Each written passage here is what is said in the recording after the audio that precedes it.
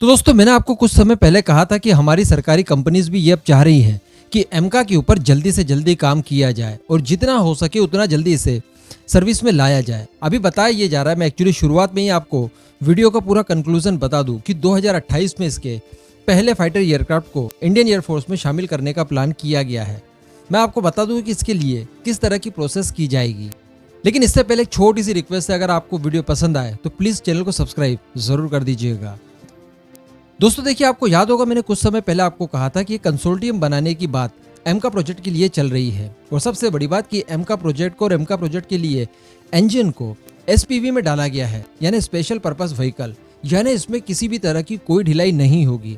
जो हम लोग अक्सर बातें करते हैं कि एचएएल ने जो मारुत के साथ किया या फिर तेजस के साथ किया, ये सारी चीजें कहीं एमका के साथ ना हो, इस वजह से इसे एसपीवी में डाला गया है। अब जो कंसोर्टियम बनेगा इसमें कई सारी कंपनीज रहेंगी। बताया जा रहा है कि प्राइवेट कंपनीज तो 100 की संख्या में लगभग रहने वाली है। इसी के साथ साथ इस कंसोर्टियम में दो तरह की कंपनियां होंगी, एक टीयर 1 और एक टीयर 2।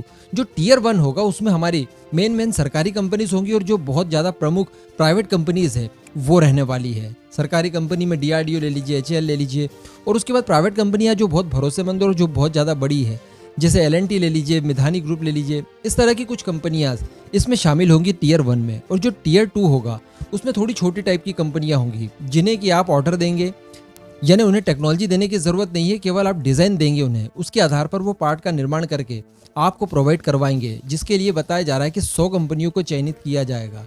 तो इस तरह से एक कंसोर्टियम में कुछ प्राइवेट और सरकारी कंपनियों से मिलकर बनेगा टीयर 1, जिनके पास मेन टेक्नोलॉजी होगी जो इसका मैन्युफैक्चरिंग करेंगी, और 100 की संख्या में टीयर 2 में जो कंपनीज होंगी वो इसके अलग अलग पार्ट्स के ऊपर काम करेगी, जिस वजह से इसकी मैन्युफैक्चरिंग दर में किसी भी तरह की कोई कमी ना आए। क्योंकि आप जानते हैं कि इस समय हमारे पास जो कैपेसिटी है वो इतनी नहीं है कि हमारी एयरफोर्स की पूरी कमी पूर्ति करने के लिए हम सालाना दर से इन्हें मैन्युफैक्चर कर पाए। इसीलिए मैंने आपको एक वीडियो में बताया था कि इसके लिए एक स्पेशल प्रोडक्शन यूनिट भी बनाई जाएगी तमिलनाडु के डिफेंस कॉरिडोर में, तो वहां पर इसका काम चलेगा। लेकिन उससे पहले जो प्रोटोटाइप वगैरह बनने हैं वो यहीं बेंगलुरु वाली मैन्युफैक्चरिंग यूनिट में बनने वाले हैं। और जैसे इसके सारे टेस्ट एंड ट्रायल्स कंप्लीट हो जाएंगे और जब ये मास प्रोडक्शन में उतारा जाएगा, उसके बाद तमिलनाडु के डिफेंस कॉरिडोर वाली नई फैसिलिटी में इसका काम शुरू किया जाएगा। इसी के साथ साथ दोस्तों ये भी बताया जा रहा है कि इस शुरुआत में जो एमका मार्क 1 होने वाला है उसकी 2 स्क्वाड्रन इंडियन एयरफोर्स द्वारा खरीदी जाएगी, जिसमें हम लोग अमेरिकन इंजन का इस्तेमाल करने वाले हैं।